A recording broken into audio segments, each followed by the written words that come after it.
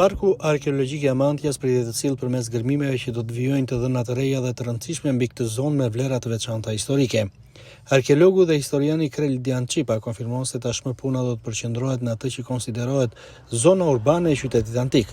Në këtë pjesë janë kryer gërmime për herë të parë gjatë viteve 50-60, ndërsa prej asaj kohe nuk ka patur më ndërhyrje arkeologjike.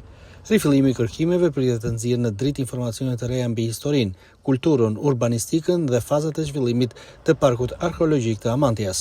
Sigurisht që do të kemi gërmime në vijim. Ne sapo kemi filluar të gërmojmë pjesën e të quajturës agora apo pjesa publike e qytetit antik.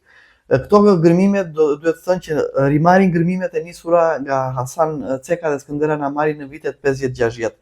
Që për asaj kohe në pjesën e qytetit antik nuk është ndërhyrë më për të bërë gërmime arkeologjike dhe ndërhyrje të tjera të kësaj natyre. Kështu që kemi rimarrë të pjesë për të kuptuar më shumë rreth qytetit antik, rreth urbanistikës, rreth historisë, rreth fazave të zhvillimit të tij. Sigurisht që Amantja si çdo qytet tjetër ka pasur shtresa të ndryshme shoqërore që kanë jetuar në të. Sigurisht është një qytet i spikatur për aristokracinë e vet, dhe këtë ne dallojmë jo vetëm nga prania e stadiumit dhe ndërtesave të tjera me karakter monumental, por edhe nga varet monumentale. Sigurisht pastaj ka pas dhe shtresa të tjera shoqërore, të cilat janë marrë me aktivitet blegtoral, bujqësor, me tregti, me aktivitete të ndryshme, të cilat sigurisht kanë krijuar atë shumëllojshmërinë e jetës së qytetit antik, si çdo qytet tjetër sigurisht i lirisë së jugut në atë periudhë.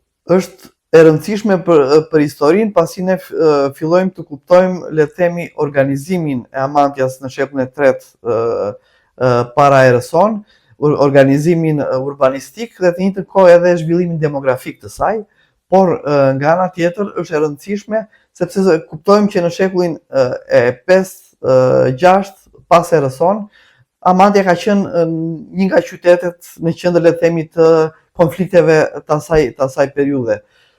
Sigurisht gërmimet na kanë treguar më shumë se kaq gërmimet, se ne është viti 6 që ne gërmojmë aty, është fushata e 6 e gërmimeve arkeologjike që ne zhvillojmë aty, dhe ne tashmë kemi zbuluar që aty ka një vijimësi të jetës edhe në shekujt 8, 9, 10, pra në mesjetën e hershme, dhe në vijimësi dhe në periudhën moderne ku është ndërtuar fshati i Ploçës dhe ende aty banojnë, ende ka akoma banor që banojnë aty, kështu që është një qytet i jashtëzakonshëm me një vijimësi jete nga prehistoria deri në ditët e sotme.